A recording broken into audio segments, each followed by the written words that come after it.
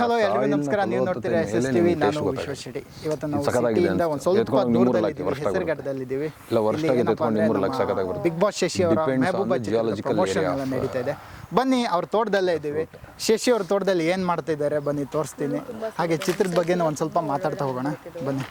ಅದು ಏರಿಯಾ ಮೇಲೆ ಹೋಗುತ್ತೆ, ನೀವು ಹೆಂಗೆ ಏನು ಮಾಡ್ತೀರಿ ಏನು ಎತ್ತ ಅನ್ನೋದ್ರ ಮೇಲೆ ಹೋಗುತ್ತೆ ಬಿಟ್ರೆ. ಶಶಿ ಅವ್ರ ತೋಟದಲ್ಲಿ ಏನೋ ಕೆಲಸ ಮಾಡ್ತಿದ್ದಾರೆ, ಏನು ಕೆಲಸ ಮಾಡ್ತಿದ್ದಾರೆ ಅಂತ ಕೇಳೋಣ. Hello sir. ಆಯ್ತು ಸರ್, ಏನು ಕೆಲಸ ಮಾಡ್ತಾ ಇಲ್ಲ ಸರ್, ಸುಮ್ಮನೆ ಮಾತಾಡ್ತಾ ಇದ್ದೀವಿ. ಎಳ್ಸ್ನಾನ್ ಬೇಕು ಅಂತಾರೆ ನಮ್ಮ ಹೀರೋಯಿನ್. ಹೌದಾ ಮೇಡಮ್, ಹಲಸಿನ ತಿನ್ನೋ ಆಸೆನಾ ಅಂತ. ಸಖತ್ತಾಗಿದೆ. ಶಶಿ ಅವ್ರನ್ನ ಹರಿಸ್ಬೇಕು ತಾನೆ, ಮರ ಹರಿಸ್ಬೇಕು. ಕಟ್ ಮಾಡಿಸ್ತೀನಿ ನಾನೇನು ಕಟ್ಟೋಕೆ. ಮರ ಹರಿಸ್ಬೇಕು ತಾನೆ ಅವ್ರನ್ನ, ಅಂದ್ರೆ ಮರ ಹೇರಿಸ್ಬೇಕು, ಹತ್ಬೇಕಲ್ಲ ಅವ್ರನ್ನ, ಹತ್ತಕ್ಕೆ ಹೇಳ್ಬೇಕು ತಾನೆ ಅಂತ ಹೇಳಿ. ಹಂಗೆ ಅವರು ಹತ್ತಕ್ಕೆ ರೆಡಿ ಇದ್ದಾರೆ, ಆದ್ರೆ ಹಣ್ಣಿರಲ್ಲ ಇವಾಗ, ಅದಿನ್ನೂ ಕಾಯಿ ಅಂತ ಹೇಳಿದ್ರು. ತೆಗೆದ್ರೂ ಪ್ರಯೋಜನ ಇಲ್ಲ ಅಂತ. ಸೊ ಹಾಗಾಗಿ ಹೌದಾ, ಅದು ಹಣ್ಣು ಆದ್ಮೇಲೆ ಕಳ್ಸಿಕೊಡ್ತೀನಿ ಅಂತ ಹೇಳಿದಾರೆ ಮನೆಗೆ. ಓಕೆ, ನಿಮ್ಗೆ ಇಷ್ಟ ಹಲಸಿನ ಹಣ್ಣು ಅಂದ್ರೆ ಅಂತ? ಇಷ್ಟ. ಅವರು ಹಿಂಗೆ ಲಾಸ್ಟ್ ಟೈಮ್ ಮಾವಿನ ಹಣ್ಣು ಕಳಿಸ್ತೀನಿ ಅಂದ್ರು. ಮಾವಿನ ಹಣ್ಣು ಇಷ್ಟ ಇರಲಿಲ್ಲ ಅಂತ ಅವ್ರಿಗೆ, ಅದಕ್ಕೆ ನೋಡಿ ಅವರೇ ಬಾಯ್ ಬಿಟ್ಟು ಹೇಳ್ತಾ ಇದ್ದಾರೆ. ಅಲ್ಲ, ಹಲಸಿನ ಇಷ್ಟ ಅಂತ ಗೊತ್ತಾಯ್ತು, ಹಲಸಿನ ಕಳಿಸ್ತೀನಿ, ಮಾವಿನ ಇಷ್ಟ ಇಲ್ಲ ಅಂತ ಅವಾಗ ಅಂದಿದ್ದು ನೆನಪಿತ್ತು. ಏನಿಲ್ಲ ಇದೆಲ್ಲ. ಅವರು ಫಾರ್ಮಲ್ಲಿ ತುಂಬಾ ಒಳ್ಳೆ ಬೆಳಿತಾರೆ, ಬಟ್ ಯಾವತ್ತೂ ಯಾರಿಗೂ ಏನೂ ಸಿಕ್ಕಿಲ್ಲ. ನಾವು ನಮ್ಮ ಸ್ಟೋರಲ್ಲಿ ಇಟ್ಕೊಂಡೇ ಮಾರ್ತೀವಿ ಅದನ್ನ, ನಾವು ಫುಲ್ ಕಮರ್ಷಿಯಲ್. ಅಲ್ಲ, ಪ್ರೀತಿಯಿಂದ ಏನಾರು ತಂದು ಕೊಡ್ಬೇಕಂತೆ ಸರ್? ಪ್ರೀತಿಯಿಂದ ತಂದು ಕೊಡ್ತೀನಿ ಸರಿ, ಫಿಕ್ಸ್ ಅಳಿಸ್ ನಾನು ದೊಡ್ಡದು ಒಂದೆಲ್ಲ ಸಾಕಾಗಲ್ಲ, ಗಾಡಿನೇ ಅಲ್ಲ. ಅವ್ರು ಮಂಡ್ಯಲ್ಲೇ ಸಿಕ್ಕಾಪಟ್ಟೆ ಸಿಗುತ್ತೆ ಅಂತ ಅವ್ರು ಅದನ್ನೇ ಹೇಳ್ತಾ ಇದ್ರು, ನಮ್ಮ ಸಿಕ್ಕಾಪಟ್ಟೆ ಫ್ರೂಟ್ ಸಿಗುತ್ತೆ ಅಂತ. ಅವ್ನು ಪ್ರೀತಿಯಿಂದ ಕೊಟ್ಟಂಗೆ ಆಗುತ್ತಾ, ಶಶಿ ಅವ್ರು ಕೊಟ್ಟಂಗೆ ಆಗುತ್ತಾ ಅಂತ? ಶಶಿ ಅವ್ರ ತೋಟದಿಂದ ಸಿಕ್ಕಂಗೆ ಆಗುತ್ತಾ ಅಂತ? ಕಳಿಸ್ತೀನಿ, ಫಿಕ್ಸ್ ಬರೆದಿಟ್ಕೊಳ್ಳಿ, ಫಿಕ್ಸ್. ನಿಮ್ಮ ತೋಟದ ಮಣ್ಣನ್ನ ಫಲವತ್ತತೆ ಹೇಗಿದೆ ಅಂತ ನಾವು ಹೇಗೆ ತಿಳ್ಕೊಳ್ಳೋದು? ಒಂದ್ಸರಿ ರುಚಿ ಮಾಡ್ಬೇಕಂತ ಅದನ್ನೇ ಹೇಳ್ತಾ ಇದ್ದೆ. ಹಲಸಿನನ್ನು ಯಾವ ವೆರೈಟಿಗಳು ಸಕ್ಸಸ್ ಆಗಿಲ್ಲ ಯಾಕೆ ಅನ್ನೋದ್ರ ಟಾಪಿಕ್ ಮಾತಾಡ್ಕೊಂತ ಇದು. ಹಲಸಿನ ಸಾಯಿಲ್ ಕಂಡೀಷನ್ ಮೇಲೆ ಹಲಸಿನ ಟೇಸ್ಟ್ ಡಿಪೆಂಡ್ ಆಗುತ್ತೆ. ಮಲೆನಾಡು ಕಡೆ ಎಲ್ಲ ಇದಾಗಿದೆ, ಇಲ್ಲಿ ಈ ಭಾಗದಲ್ಲಿ ಮಾತ್ರ ಈ ತರ ಆಗಿದೆ. ಅಲ್ಲ, ನಾ ಹೇಳ್ತಾ ಇರೋದು ಆ ಹಲಸಿನ ಬೀಜ ಚೆನ್ನಾಗಿರೋ ಬೀಜ ಎತ್ಕೊಂಡು ಹೋಗಿ ನಿಮ್ಮ ಜಾಗದಲ್ಲಿ ಹಾಕಿದ್ರು ಅಷ್ಟು ಚೆನ್ನಾಗಿ ಬರ್ದೇ ಇರ್ಬೋದು. ಸಾಯಿಲ್ ಕಂಡೀಷನ್ಸ್ ಮೇಲೆ ಜಾಸ್ತಿ ಹೋಗೋದು ಹಲಸಿನ ಟೇಸ್ಟ್ ಅಂತ ಹೇಳಿ ಮಾಡಿದ್ರು. ಸಿಕ್ಕಾಪಟ್ಟೆ ರಿಸರ್ಚ್ ನಡೀತಾ ಇದೆ ನಮ್ಮ ಅಗ್ರಿಕಲ್ಚರ್ ಕಾಲೇಜಲ್ಲೂ. ಅದನ್ನೇನೋ ಮಾತಾಡ್ತಾ ಇದ್ದು, ಹಂಗೆ ನೀವು ಎಂಟ್ರಿ ಕೊಟ್ರಿ ಬ್ಯಾಕ್ ಗೇಟಿಂದ. ತಿಳ್ಕೊಂಡ್ರ ಮೇಡಮ್? ಸರಿ, ತಿಳ್ಕೊಂತಾ ಇದೀವಿ. ನಂಗೆ ತುಂಬಾ ಇಂಟ್ರೆಸ್ಟ್ ಇದೆ ಅಗ್ರಿಕಲ್ಚರ್ ಬಗ್ಗೆ. ಸಿನಿಮಾಲ್ ಹಿಂಗೆ ಹೇಳ್ಕೊಡ್ತಾರೆ, ಸಿನಿಮಾಲ್ ಅವ್ರು ನನಗೆ ಹೇಳ್ಕೊಡ್ತಾರೆ, ನೀವು ನನಗೆ ಹೇಳ್ಕೊಡ್ತೀರಾ. ಕೃಷಿ ನೀವು ನಂಗೆ ಹೆಲ್ಪ್ ಮಾಡ್ತೀರಲ್ಲ ಗೈಡ್, ತುಂಬಾ ನಾಲೆಡ್ಜ್ ಇರುತ್ತೆ. ಸೊ ನಾನು ಆಕ್ಚುಲಿ ಸಿನಿಮಾದಲ್ಲಿ ನನ್ನ ಪಾತ್ರ PhD ಮಾಡ್ತಿರುತ್ತೆ. ಅದರಲ್ಲಿ ನನ್ನ ಟಾಪಿಕ್ ಬಂದು ಅಗ್ರಿಕಲ್ಚರ್ ಫಾರ್ಮಿಂಗ್ ಬಗ್ಗೆನೇ ಮಾಡೋದು, ಆರ್ಗ್ಯಾನಿಕ್ ಅಗ್ರಿಕಲ್ಚರ್ ಬಗ್ಗೆನೇ ಮಾಡ್ತಾ ಇರ್ತೀನಿ. ಸೊ ಅದ್ರ ಬಗ್ಗೆ ರಿಸರ್ಚ್ ಮಾಡ್ತಿರ್ತೀನಿ, ತಿಳ್ಕೊಂತಾ ಇರ್ತೀನಿ. ಇವರು ಅಲ್ಲಿ ನಂಗೆ ಸಿಗ್ತಾರೆ, ಸಪೋರ್ಟ್ ಮಾಡ್ತಾರೆ. ಅವರ ಸ್ವಲ್ಪ ನಾಲೆಡ್ಜ್ನ ನನಗೆ ಶೇರ್ ಮಾಡ್ತಾರೆ. It look so very convincing ಆಗಿರುತ್ತೆ. ಏನಕ್ಕೆ ಅಂತಂದ್ರೆ, ಬಿಕಾಸ್ ಇವರೆಷ್ಟೇ ಸ್ವಲ್ಪ ತಲಹರಟೆ ತರ ಆಡಿದ್ರು ಸಿನಿಮಾದಲ್ಲಿ, ರಿಯಲ್ ಲೈಫಲ್ಲಿ ಇವರು ಫಾರ್ಮರ್ ಆಗಿರೋದ್ರಿಂದ it is so convincing that ಅವ್ರು ಏನೋ ಹೆಲ್ಪ್ ಮಾಡ್ತಿದ್ರು, ಅವ್ರಿಗೆ ಗೊತ್ತು ಹೆಲ್ಪ್ ಮಾಡ್ತಿದ್ದಾರೆ ಅನ್ನೋದು understood to the fact. So it's a very good choice. ನನ್ನ ಪಾತ್ರಕ್ಕೆ ಅವರು ಹೆಲ್ಪ್ ಮಾಡೋದ ಅಂದ್ರೆ ನನ್ನ ಕ್ಯಾರೆಕ್ಟರ್ನ ಆ ರೀತಿ ಕಟ್ಕೊಟ್ಟು ಅದಕ್ಕೆ ಇವ್ರು ಬಂದು ಹೆಲ್ಪ್ ಮಾಡೋ ಥರ ಮಾಡಿದ್ದು ತುಂಬ ಸಪೋರ್ಟಿವ್ ಆಗಿ ಅದನ್ನ ಚೆನ್ನಾಗಿ ನಿಂತ್ಕೊಂಡಿದೆ ಸಿನಿಮಾದಲ್ಲಿ ಎರಡೂ. ಸೊ ಇದನ್ನ ಅವರು ಸಿನಿಮಾದಲ್ಲೂ ತಗೊಂಬರೋ ಪ್ರಯತ್ನ ಮಾಡಿದ್ದಾರೆ. ಸೊ ಅವ್ರ ಪ್ರೀತಿ ಏನು ಅಗ್ರಿಕಲ್ಚರ್ ಮೇಲೆ ಇರುವಂಥದ್ದು ಸಿನಿಮಾದಲ್ಲೂ ಕಾಣಿಸುತ್ತೆ. ಅವ್ರು ಎಲ್ಲೂ ಬಿಟ್ಕೊಟ್ಟಿಲ್ಲ, ಅಲ್ಲೂ ಉಳಿಸ್ಕೊಡ್ತಾರೆ. ಯಾಕೆ ಇಷ್ಟೊಂದು ಆಸಕ್ತಿ ಶಶಿ ಅವ್ರಿಗೆ ಕೃಷಿ ಮೇಲೆ ಅಂತ? ಸರ್, ನಾನು ಬೇಸಿಕಲಿ ಬಿಸ್ನೆಸ್ ಅಂದರೆ ಇಷ್ಟ ಸರ್. ನಾನು ಕಲ್ತಿರೋದು ವ್ಯವಸಾಯ. ಸೊ ಹಂಗಾಗಿ ಇನ್ನೇನು ಆಪ್ಷನ್ ಇಲ್ಲ. ಈಗ ಇಂಜಿನಿಯರಿಂಗ್ ಮಾಡಿದವನು ಎಲ್ಲರೂ ಇಂಜಿನಿಯರಿಂಗ್ ಓದೋರೆಲ್ಲ ಇಂಜಿನಿಯರಿಂಗ್ ಸೆಕ್ಟರಲ್ಲೇ ಇರ್ತಾರೆ ಅಂತಲ್ಲ. ನನಗೆ ನಾನು ಅಗ್ರಿಕಲ್ಚರ್ 4 ವರ್ಷ, MSc 2 ವರ್ಷ, 6 ವರ್ಷ ವ್ಯವಸಾಯನ ಕಲ್ತಿರೋದ್ರಿಂದ ಇದರಲ್ಲೇ ಏನೇ ಮಾಡಿದ್ರು ಬಿಸ್ನೆಸ್ ಮಾಡಬೇಕು ಅನ್ನೋದು ಆಸೆ. ಸೊ ಸಿನಿಮಾದಲ್ಲಿ ಒಂದು ಅವಕಾಶ ಬಂದಾಗ ಅದರಲ್ಲೂ ಒಂದು ಅಗ್ರಿಕಲ್ಚರ್ ಫ್ಲೇವರ್ ಹೆಂಗೆ ಹಾಕಬಹುದು ಅಂತ ಅನ್ಕೊಂಡಾಗ ಈ ಥರ ಹಾಕಬಹುದು. ಇನ್ನು ಇದು ಇಂಟರ್ ರಿಲಿಜನ್ ಕತೆ ಆಗಿರೋದ್ರಿಂದ ನಾವು ಹೆಂಗೂ there is no possibilities, but ಒಂದು ಹಾನೆಸ್ಟ್ ಜೆನ್ಯೂನ್ ಆಗಿ ಪಾಸಿಬಲ್ ಇದ್ದಿದ್ದು ವೇ. ಸೊ ಹಂಗಾಗಿ ಅಗ್ರಿಕಲ್ಚರ್ ಅದರಲ್ಲೂ ಒಂದು ಲಿಂಕ್ ಮಾಡುವಂಥ ಪ್ರಾಮಾಣಿಕ ಪ್ರಯತ್ನ. ಮಾಡರ್ನ್ ರೈತ ಅಂತಲೇ ಹೇಳ್ಬೋದು ನಿಮ್ಮ ಅಂತಾರೆ, ಎಲ್ಲರೂ ಕೂಡ ಅಂತಾರೆ. ಹಾಗೆ ಗುರ್ಸ್ಕೊಂಡು ಮಾಡರ್ನ್ ಫಾರ್ಮರ್. ವರ್ತೂರ್ ಅವ್ರನ್ನ ಬಿಟ್ರೆ ನೆಕ್ಸ್ಟ್ ಶಶಿ ಅವ್ರನ್ನ ಬಿಟ್ರೆ ವರ್ತೂರ್ ಅವರು, ಈ ರೀತಿಯಲ್ಲಿ ಬರ್ತಾ ಇದೆ. ಸೂಪರ್, ಬರ್ತಾ ಇದ್ರೆ ಒಳ್ಳೇದು. ಕೇಳಿರ್ತೀರ ನೀವು ಕೂಡ. ಹೌದು ಹೌದು ಹೌದು. ಏನ್ ಅನ್ಸುತ್ತೆ ಅಂತ ಈಗೆಲ್ಲ ಹೇಳಿದಾಗ? ಸೊ ಖುಷಿ ಆಗುತ್ತೆ ಬೇಸಿಕಲಿ. ಅದನ್ನೇ ಹೇಳೋದು, ವ್ಯವಸಾಯ ಅಂದಿದ ತಕ್ಷಣ ನಾವು ಒಂದು ಡೆಫಿನೇಷನ್ ಹಾಕಿ ಇಟ್ಕೊಂಡ್ಬಿಡ್ತೀವಿ. ಹಳೆ ಬಟ್ಟೆಗಳು ಹಾಕ್ಕೊಂಡು ಭೂಮಿ ಮಣ್ಣಲ್ಲಿ ಇಟ್ಕೊಂಡ್ರವನೇ ರೈತ ಅಂತ ಅನ್ಕೊಂಡ್ಬಿಡ್ತೀವಿ. ಹಂಗಲ್ಲ. ಈಗ ನಾವಿಲ್ಲಿ ನಿಂತೀವಿ ಅಂದರೆ ಒಂದಷ್ಟು ಜನ ಆಳು ಕೆಲಸ ಮಾಡ್ತಿರ್ತಾರೆ. ಸೊ ಅವ್ರ ಕೈಯಲ್ಲಿ ಕೆಲಸ ಮಾಡೋ ಅಂಥವನು ರೈತನೇ. ಹೌದು. ನೀವು ಒಬ್ಬರೇ ಏನೂ ಮಾಡೋಕ್ಕಾಗೋದಿಲ್ಲ. ಈಗ ನಾನು ಒಬ್ಬನೇ ಎಷ್ಟಂತ ಕೆಲಸ ಮಾಡೋಕ್ಕಾಗತ್ತೆ?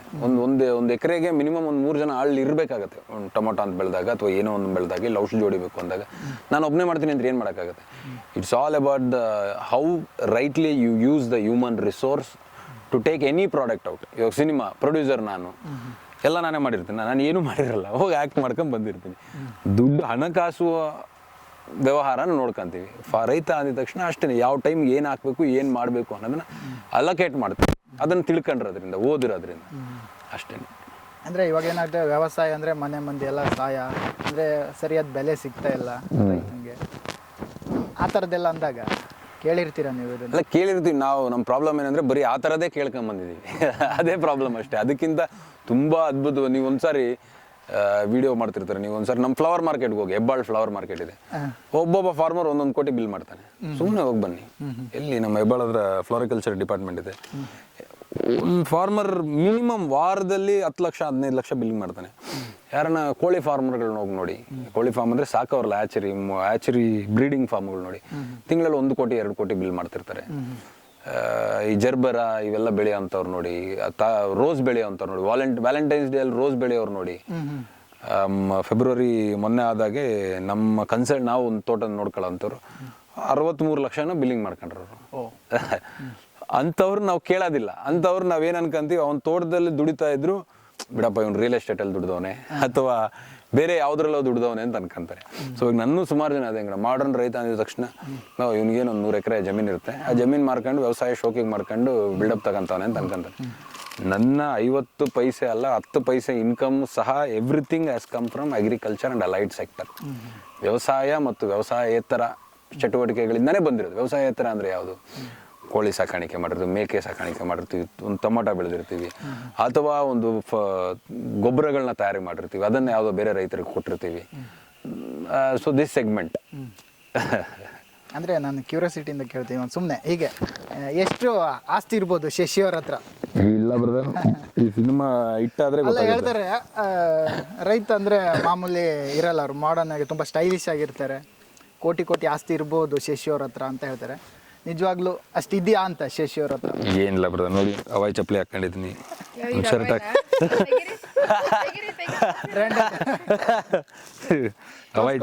ಹವಾಯಿ ಚಪ್ಪಲಿನೇ ಅದು ನೋಡಿ. ಯಾವ ಹವಾಯಿನೂ ಇಲ್ಲ, ಬ್ರ್ಯಾಂಡ್ ನೋಡಿ ಅದು. ಯಾವ ಬ್ರ್ಯಾಂಡ್ ಅಂತ? ಒಳ್ಳೆ ಬ್ರ್ಯಾಂಡ್ ಬ್ರದರ್.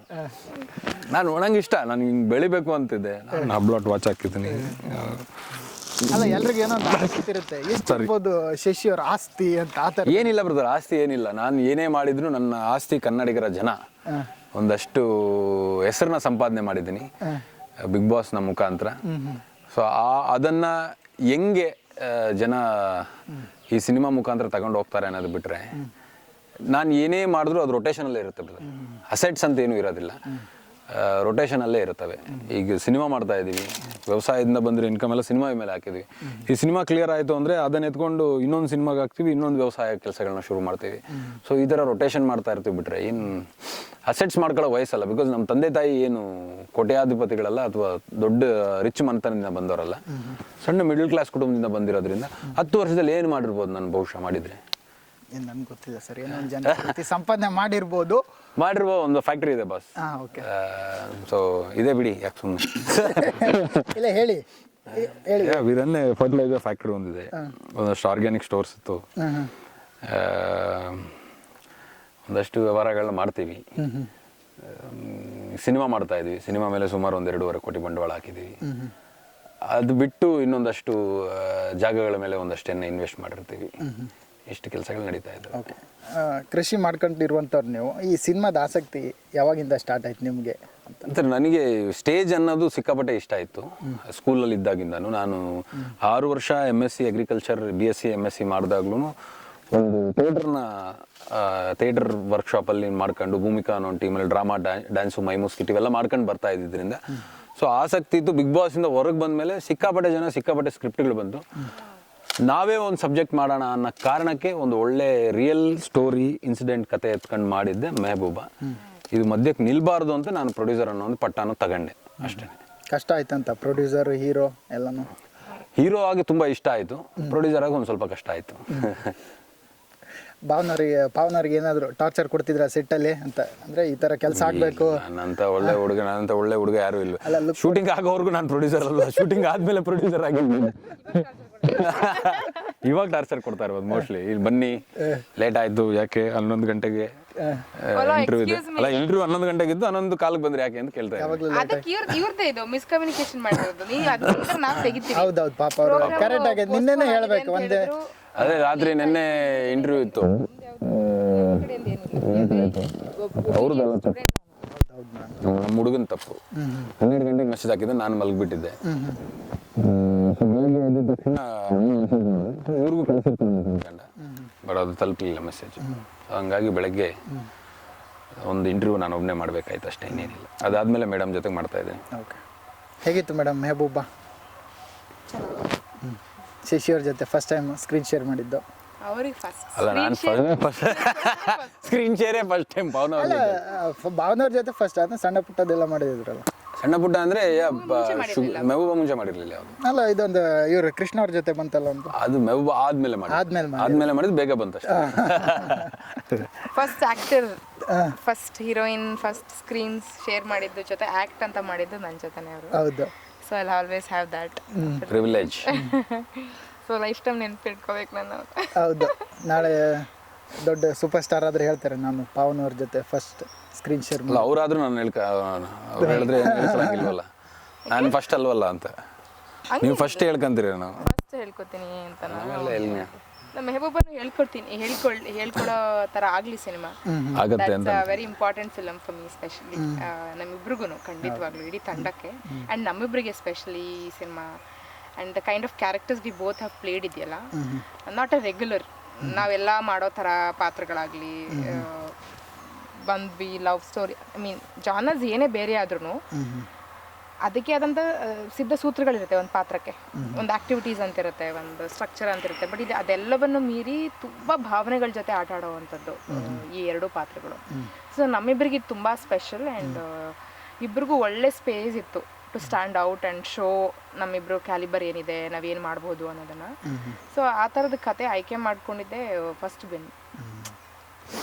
ಆಯ್ಕೆನೇ ಯಾವತ್ತು ಏನು ಆಯ್ಕೆ ಮಾಡ್ಕೋತೀವಿ ಅನ್ನೋದೇ ನಮ್ಮ ಗೆಲುವಿಗೆ ಮೊದಲನೇ ಕಾರಣ ಅಂತ ನಾನು ಅಂತೀನಿ ಯಾವಾಗಲೂ. ಸೊ ಅದನ್ನು ಇವ್ರು ಆಯ್ಕೆ ಮಾಡಬೇಕಾದ್ರೆ ತುಂಬ ಸ್ಮಾರ್ಟಾಗಿ ಆಯ್ಕೆ ಮಾಡ್ಕೊಂಡಿದ್ದಾರೆ. ಆ್ಯಂಡ್ ಆ ಜರ್ನಿ ತುಂಬಾ ಚೆನ್ನಾಗಿತ್ತು. SS TV ಸಿನಿಮಾ ಜಗತ್ತಿನ ಕ್ಷಣ ಕ್ಷಣದ ಸುದ್ದಿಯೊಂದಿಗೆ.